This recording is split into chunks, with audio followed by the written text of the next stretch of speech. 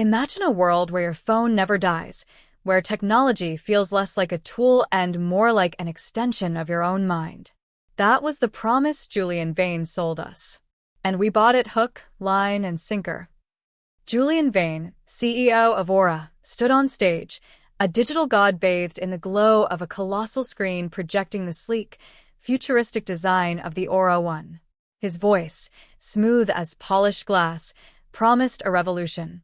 He spoke of the perpetual graphene core, a marvel of engineering that would redefine smartphone technology forever. The crowd, a sea of eager investors and tech journalists, hung on his every word, their faces reflecting the awe of true believers. This launch wasn't just a product unveiling, it was a coronation, solidifying Vane's status as Silicon Valley's newest, fastest self-made billionaire. Miles away, in a dimly lit, cluttered apartment in San Francisco, Leo Thorne stared at the flickering lines of code on his laptop, a stark contrast to Vane's opulent stage. His face, gaunt and shadowed, betrayed months of relentless work and crushing betrayal. Leo knew the truth behind Aura's miracle. He'd discovered the lead-weight protocol, hidden deep within Aura's internal servers, the chilling blueprint for deception. The perpetual core was a lie, a cynical ploy masked by lead weights and recycled processors from discarded budget phones. His discovery had cost him everything: his job, his reputation, and his future. Framed for embezzlement and fired, Leo became a ghost in the city he once helped electrify, moving through the shadows, always looking over his shoulder. Weeks turned into months, and the weight of Vane's deception pressed down on Leo. He knew he had to expose the truth, but how? Vane's empire was too vast, his influence too deep. Then a small, padded envelope arrived, tucked away in his P.O. box, addressed in familiar handwriting. Sarah's. His former mentor, a woman with a sharp mind and an even sharper sense of ethics, had reached out. Relief washed over him, a fleeting moment of hope in his solitary existence. Later that day, the news broke. Sarah, his trusted friend and mentor, had died in a car accident. The words hit Leo like a physical blow, stripping away his hope and replacing it with a cold, hard dread. It wasn't an accident. It couldn't be. Not after what she'd sent him. His fingers trembled as he tore open the envelope. Inside, nestled among a few cryptic notes, was a small, unassuming chip. Not just any chip, but the master key. The only tool capable of bypassing Aura's formidable encryption, the only way to expose the raw, fraudulent code running Vane's empire. Sarah had sacrificed everything to give him this. Vane, meanwhile, was a coiled spring of controlled fury. The news of Sarah's death had reached him almost instantly, a necessary evil, but the follow-up report from his compliance team was far more disturbing. The master key was missing. He paced his opulent office, overlooking the sparkling San Francisco skyline, a predatory gleam in his eyes. He knew Sarah had been reaching out to Leo, and he knew what that chip meant. Find him, Vane commanded Miller, his voice low and dangerous. Find Leo Thorne and retrieve that key, no matter the cost. Miller, a man whose face was etched with a lifetime of questionable assignments, nodded once. He understood. This wasn't just about protecting Aura's secrets, it was about protecting Julian Vane's entire world. He assembled his compliance team, a group of silent, efficient operatives, their faces devoid of emotion. Their mission: eliminate Leo Thorne and retrieve the master key. The hunt was on, and Leo, the ghost, was now the prey. What deadly game had Sarah inadvertently dragged Leo into, and could he possibly outrun the man who seemingly controlled everything? When you're running from a ghost, the city itself becomes a labyrinth. But when the ghost is you, every shadow hides a new threat. Leo Thorne moved through San Francisco like a phantom, the master key clutched tightly in his pocket. The city, once a place of innovation and opportunity, now felt like a cage. Every face in the crowd was a potential threat, every sudden movement a possible ambush. He knew Vane would be after him. Vane always covered his tracks, and Leo, with the master key, was a gaping hole in his meticulously constructed wall of lies. He rented a series of cheap, anonymous rooms, never staying in one place for more than a day, constantly changing his appearance, a man on the run with nowhere safe to land.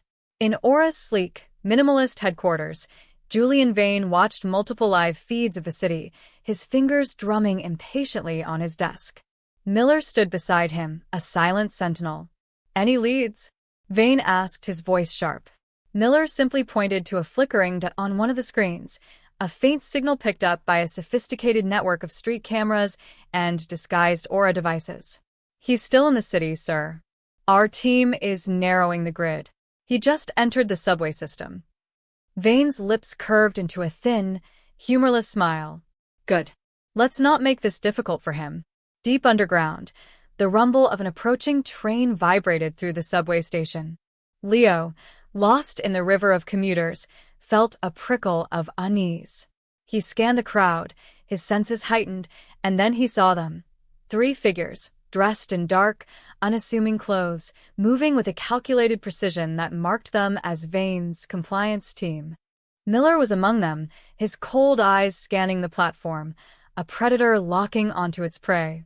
Leo's heart pounded against his ribs. He was cornered. From his backpack, Leo fumbled for a small, unremarkably designed device, a prototype signal jammer he'd been tinkering with for months. With a desperate flick of a switch, he activated it. Instantly, the digital billboards lining the station flickered violently, their vibrant ads dissolving into static and garbled text. The overhead train announcement system crackled, emitting a piercing screech. Commuters gasped, staring at their now useless smartphones, their faces a mix of confusion and frustration. In the ensuing chaos, with Vane's team momentarily disoriented by the communications blackout, Leo saw his chance. Running through the bewildered crowd, Leo saw a pattern in the chaos. The way the digital billboards glitched, the specific frequencies he'd accidentally disrupted, it clicked. It wasn't just a signal jammer. Vane wasn't just selling fake phones. He was using the Aura One as a sophisticated data harvesting device. Every user's private biometric data, their locations, their habits, all of it was being siphoned off, stored, and then sold to the highest bidder. The fraud was just the bait. The data was the true catch. The realization sent a cold shiver down Leo's spine, adding another layer of urgency to his already desperate mission. He wasn't just fighting for his name, he was fighting for everyone's privacy. Leo emerged from the subway gasping for air, the neon lights of San Francisco feeling like spotlight beams. He knew the police weren't an option. He had tried that once before, only to see Commissioner Davies, the city's top cop, sharing a laugh and a $500 bottle of wine with Julian Vane on the evening news. Vane hadn't just built a company, he had bought the infrastructure of justice itself. Leo stood in a rain-slicked alley, realizing that to take down a god, he had to crash the temple. The upcoming Aura Gala, the most exclusive event in Silicon Valley, was his only window. It was where Vane was set to announce the Aura 2, a device that would undoubtedly double down on the data harvesting theft. Leo stood in a rain-slicked alley, the blue light of a nearby vending machine reflecting off the puddles. He realized that to take down a god, he had to crash the temple.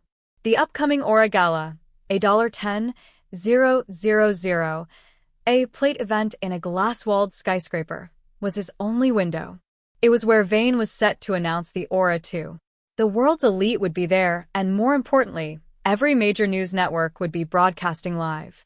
Leo didn't need a courtroom. He needed an audience of millions. He clutched the master key, feeling its cold edges, and began the transformation from a hunted man into an invisible guest. They say the higher you climb, the harder you fall. But Julian Vane didn't just climb.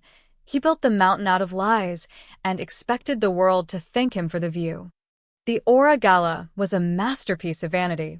Inside the crystal ballroom of the Grand San Francisco, the air smelled of expensive perfume and desperate ambition. Julian Vane moved through the crowd like a shark in a silk suit, shaking hands with senators and tech moguls. Leo, now disguised in a tuxedo and carrying a silver tray, moved through the room with practiced invisibility. He was no longer the disgraced engineer. He was just another server. But hidden beneath his tray was a portable 5G hub and the master key, ready to inject the truth into the very heart of Vane's digital kingdom. The moment of confrontation came on a private, shadowed balcony overlooking the city. Vane had stepped out for a moment of quiet triumph, only to find Leo waiting. Vane didn't flinch. He just sipped his vintage scotch, a mocking smile playing on his lips. "People don't want the truth, Leo," Vane said, his voice smooth as silk. "They want the feeling of progress. They want to believe they're holding the future in their hands. I gave them that feeling. What can you possibly give them that's better than a dream?" He looked at Leo with genuine pity, as if he were explaining a simple concept to a child. Vane leaned in, his eyes turning cold. "And don't think about being a hero, Leo. I know where Chloe is. My people are watching her sketch in the park right now. One phone call from me, and her future disappears." The threat hit Leo like a physical blow. The despair was a crushing weight, a dark tide rising in his throat. Vane watched him, savoring the moment of total control. But Leo didn't back down. Instead, he reached into his pocket and tapped a single button on a hidden remote. "I didn't come here to threaten you, Julian," Leo whispered. "I came to use your own broadcast hub. While you were talking, the master key was already uploading. Truth is like a virus. Once it's out, there is no firewall in the world that can stop the infection." The silence in the ballroom was shattered by a collective gasp. Every aura, one screen in the room, and every screen in the hands of millions watching the live stream, flickered violently. The sleek, minimalist interface vanished, replaced by a scrolling, ugly list of components. The words "lead weight," 40G, and "recycled chip," Model 2018, flashed in bright red text. Then, the audio began to play, Vane's own voice from the balcony, amplified through the gala's massive speakers. "People don't want the truth. I gave them the feeling of progress." The betrayal was audible, clear, and undeniable. The reaction was a physical force. In the ballroom, wealthy investors watched their net worth evaporate as Aura's stock price entered a vertical dive on the giant digital tickers. Panic replaced prestige. On the balcony, Vane's face transformed from smug confidence to a mask of pure, unadulterated horror. He scrambled for his own phone, but it was too late. His glass kingdom wasn't just cracking, it was shattering into a billion jagged pieces. The god of Silicon Valley was being stripped naked in front of the world, and the world was finally looking away from the dream and at the man behind it. Julian Vane once said he sold the future. It turns out the future is a 6 by 8 foot room with no signal. The story of the century ended not with a bang, but with the heavy thud of a steel door. Julian Vane, the man who once flew private jets to private islands, now sat on a thin, stained cot in a federal penitentiary. The tailored suits were gone, replaced by a rough orange jumpsuit. His name, once synonymous with innovation, was now a global punchline for greed. The silence of the prison was a far cry from the roaring applause of the gala, and the only vision he had now was the gray concrete of his cell walls. In the middle of the night, a corrupt guard, bought with the last of Vane's hidden offshore accounts, approached the bars. With a furtive glance, he slipped a small object through the slot, a smuggled smartphone. Vane's heart leaped. This was his lifeline, his way to coordinate a legal team and claw back his power. With a trembling finger, he pressed the power button. He waited. The screen stayed black. He pressed it again, harder, his breath hitching. Nothing. Frantic, he shook the device. A familiar, heavy rattle echoed in the quiet cell. It was the unmistakable sound of a lead weight. Julian Vane stared at the dead plastic in his hands, realizing the ultimate irony. He had been sold his own lie.